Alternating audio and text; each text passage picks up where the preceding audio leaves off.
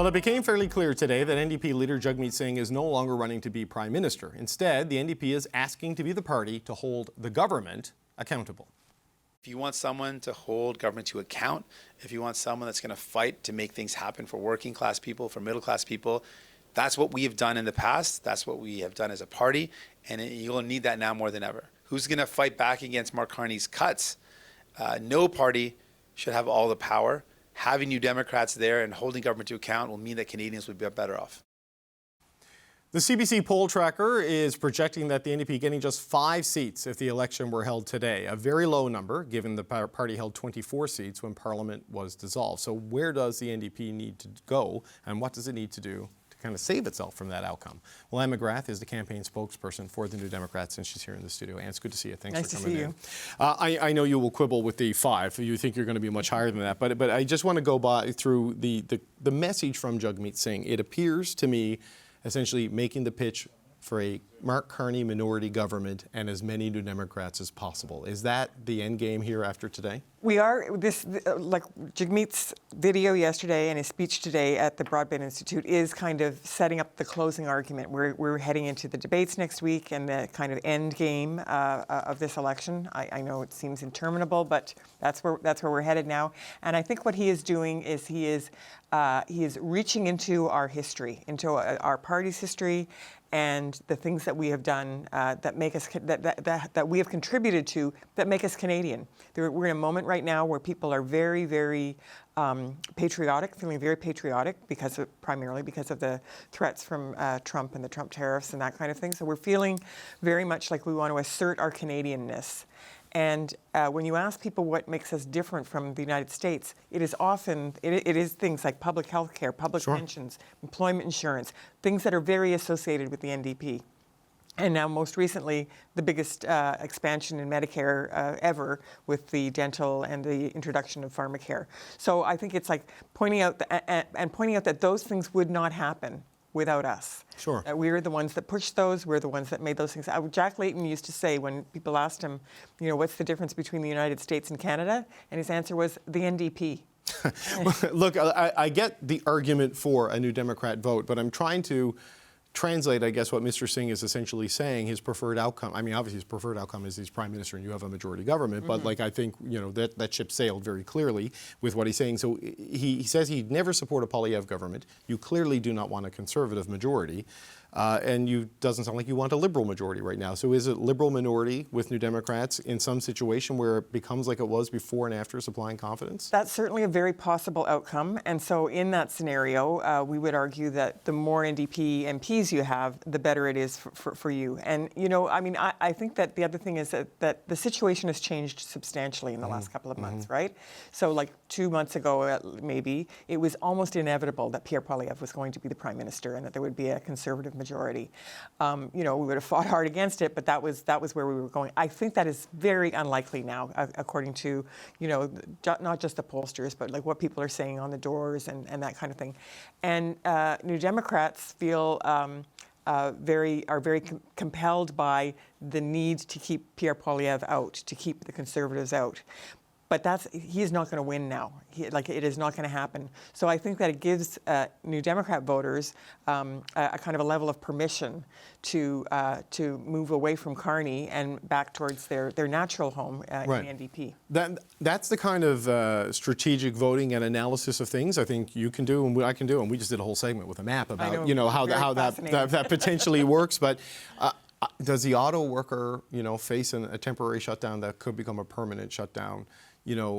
Get to that level of comfort? Does a progressive who wants to stop Mr. Poilievre but sees these massive thousands of people at his rallies take the comfort that, the Carney thing is an inevitability? It seems like a level of strategic chess you're kind of counting on voters doing in an election that is where the Trump chaos is kind of driving everything.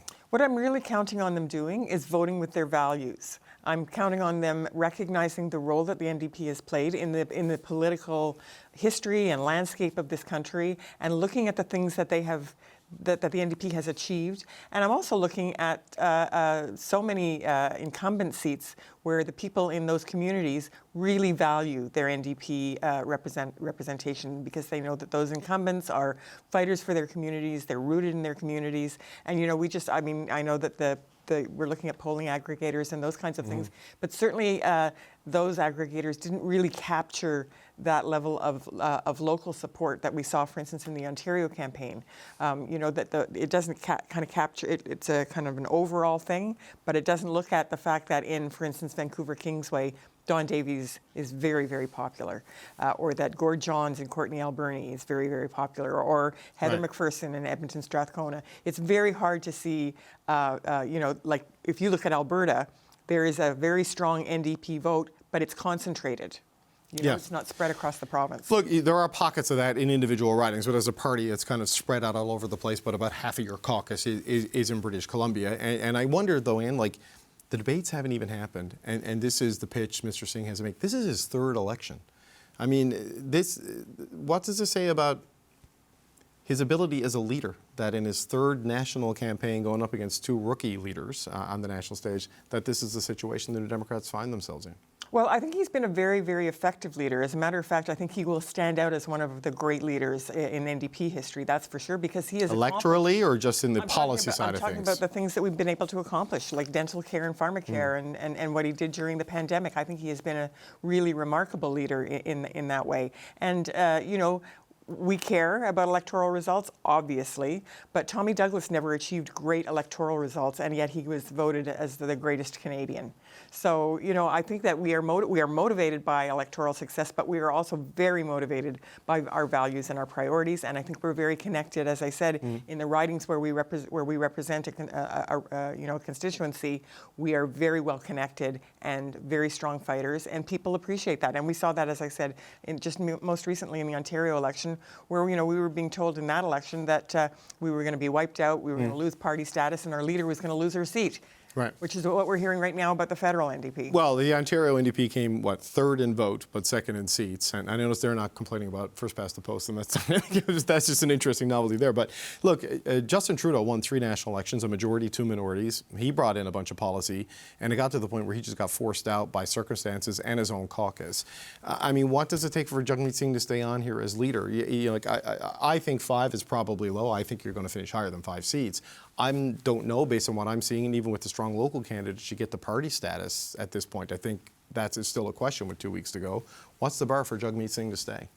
I don't think that that's a discussion that New Democrats are having right now. I think that people are very, very happy with his leadership. They're very happy with the things that we've accomplished, and I think that they're going to really like this messaging as we head into the final days of the campaign. I was at the speech today, and those were all progressive, progressive leaders in a variety of different sectors, and they were delighted by that speech. Okay, so there are kind of 2 big inflection points on the schedule of this campaign. I have to make it clear on the schedule because a lot of things happen. What do you need to see happen in the French debate and the English debate next week for your argument to go home? I mean, does Mark Carney need to crater? Does Jagmeet Singh need to shine? I mean, what do you need to see in these contests? I think what we need to see is a strong appeal to Canadians to consider their values, to look at what we've been able to achieve, and to recognize that the more NDP MPs you have in Parliament, the better it is for you and for your community and for your family. What happens if you don't get to party status? Like, what if the aggregators are broadly right and it is below the 12 that you need? I don't know that I'm willing to concede any of that at the moment. So and speculate on that. So I would say that we're going to fight hard for every single vote that we can get, and we're going to fight hard for every single seat we can get, and that it will be better for those people who manage to have an elected NDP MP in their ridings. Okay, Anne McGrath, campaign spokesperson for the federal New Democrats. Good to see you. Thanks for being here. Thank you. All right, we're learning.